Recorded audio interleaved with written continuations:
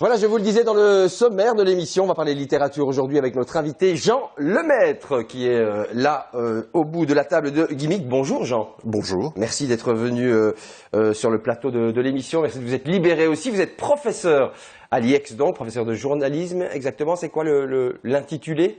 Journalisme européen, donc je donne toute une série de matières dans les questions européennes. Ok, donc vous êtes né à la Louvière, donc vous êtes vraiment quelqu'un du cru, vous êtes expatrié sur Bruxelles pour des raisons privées et diverses, c'est votre troisième ouvrage, on va en parler dans quelques petits instants.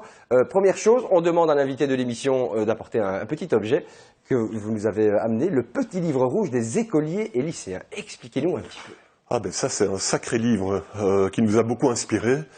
Donc c'est un livre, c'est marrant, qui a été écrit par des pédagogues danois, puis traduit et adapté par des Français. Et j'avais appris que ce livre rouge existait en France, je l'ai commandé, et puis j'ai commencé à le diffuser à l'Athénée de Binche, clandestinement, parce qu'évidemment, c'était un peu le diable, sous le manteau. Oui, parce que qu'y a-t-il à l'intérieur de ce livre, en quelques mots ? Ben, en gros, c'est un appel à l'insurrection dans les lycées, à la révolte, avec toute une série de conseils techniques pour faire un journal, pour échapper à la censure, pour ne pas se laisser faire.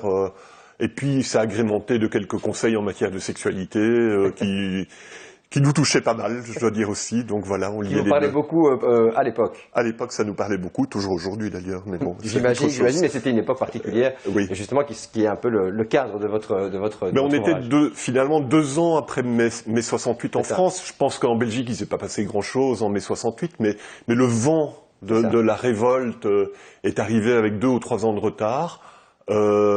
Et puis ça a été brutal parce que nos écoles, et en particulier l'Athénée de Binche où j'étais à l'époque, vivaient comme au Moyen-Âge pratiquement, enfermés dans ces murailles, dans une petite ville sympathique, mais aux esprits quand même un petit peu fermés.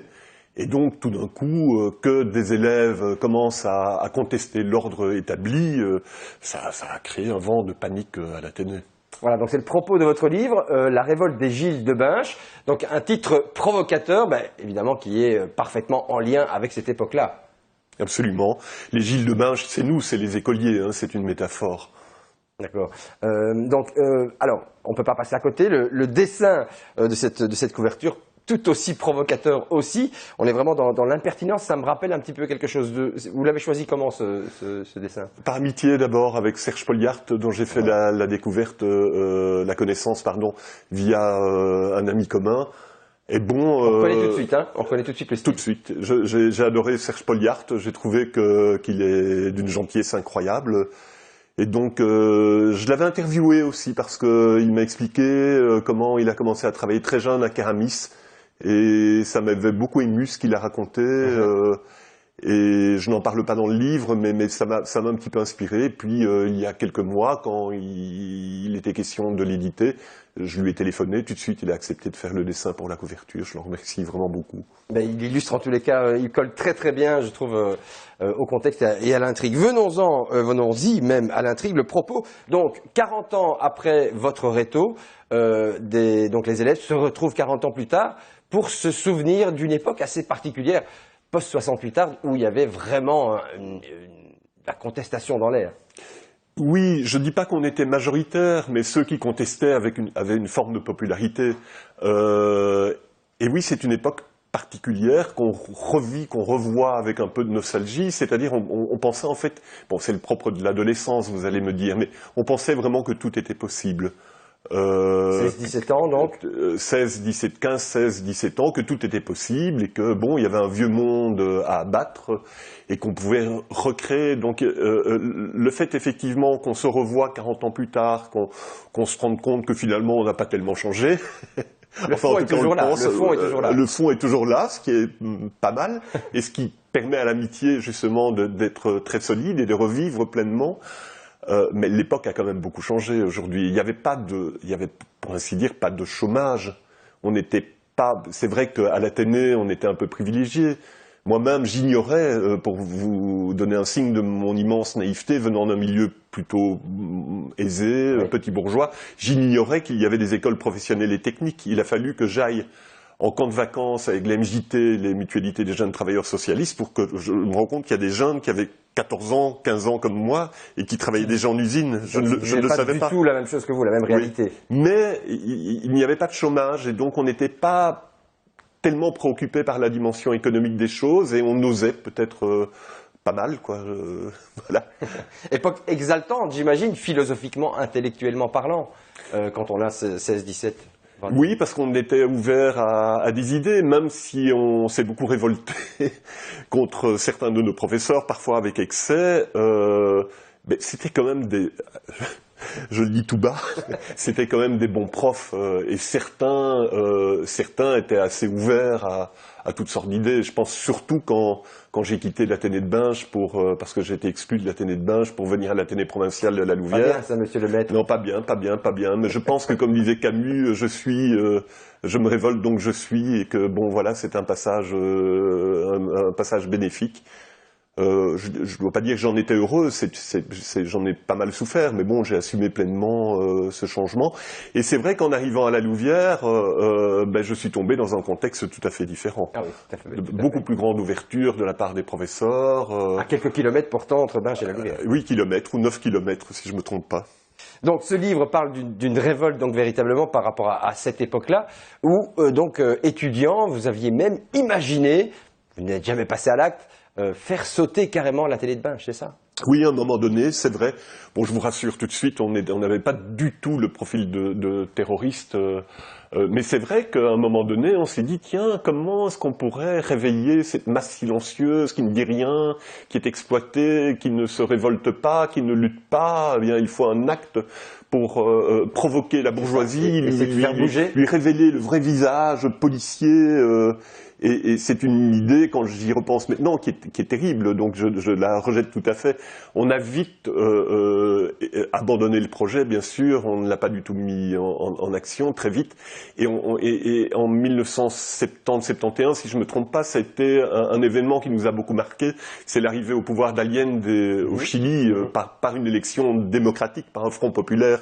Et cette idée de transformer les choses de manière démocratique nous a tout de suite percuté, quoi, positivement. D'accord. Alors, vous êtes donc ça se passe à Binche, donc au sein de l'atelier de Binche. Donc Binche, les Gilles, évidemment, on comprend le lien, mais voilà, c'est une métaphore, le Gilles de Binche, dans ce livre. Oui, c'est une métaphore, mais en même temps, on était imprégné du carnaval de Binche. On participait chaque année, pendant 3 jours, pleinement au carnaval, aux festivités, donc voilà, et bien longtemps après le carnaval, quand on était au cours, on avait encore des roulements de tambour dans les oreilles qui résonnaient fort avec les petits pavés de la vieille ville de Binche.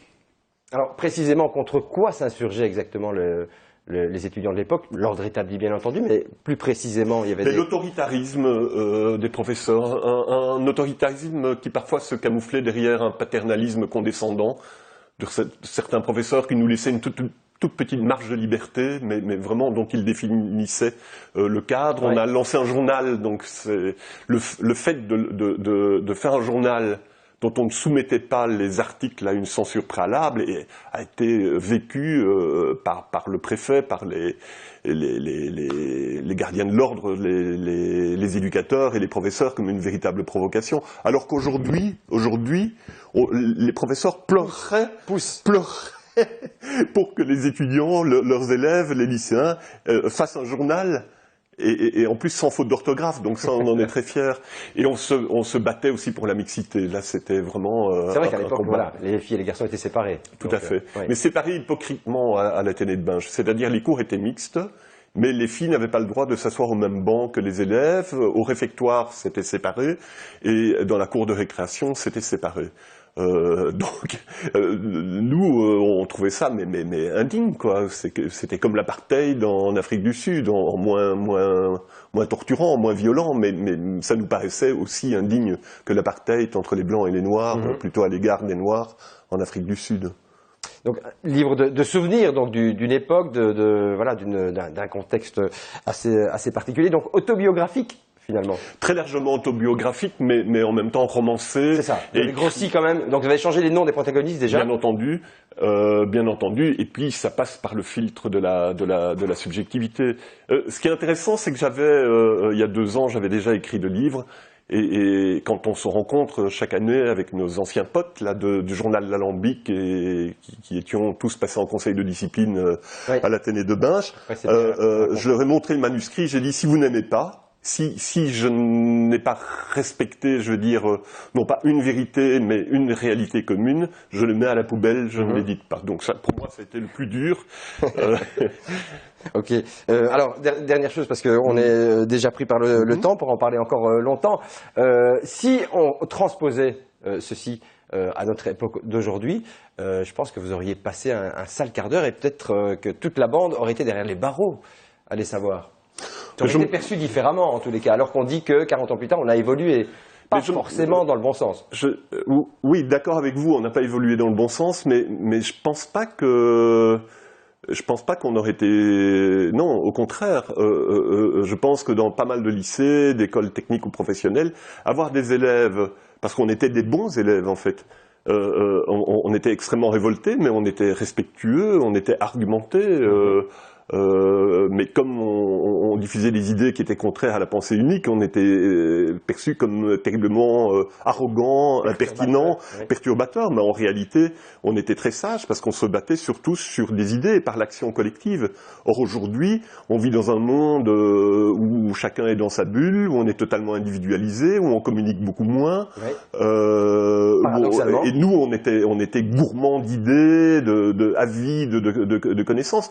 Donc moi, je pense que ceux qui devraient être mis en prison, parfois, ce sont les professeurs eux-mêmes. Parce qu'en fait, les jeunes, aujourd'hui, ils sont aussi bien, voire beaucoup mieux que ce qu'on était il y a 40 ans. Donc je refuse tout à fait le discours nostalgique de notre temps, c'était bien aujourd'hui. Ils sont prêts à beaucoup d'idéalisme, je crois. Mais la société les plombe. Avec le chômage de masse, on tue l'espoir de toute une génération. Ça, c'est vraiment la grosse différence. Et on a des profs qui sont pas moins conformistes qu'à l'époque, peut-être plus d'ailleurs. Voilà, c'est une belle conclusion en tous les cas. Merci d'être passé, Jean Lemaitre. Merci à vous. Long succès à vous pour ce livre et voilà, j'espère qu'on aura fait écho largement de cet ouvrage vraiment intéressant.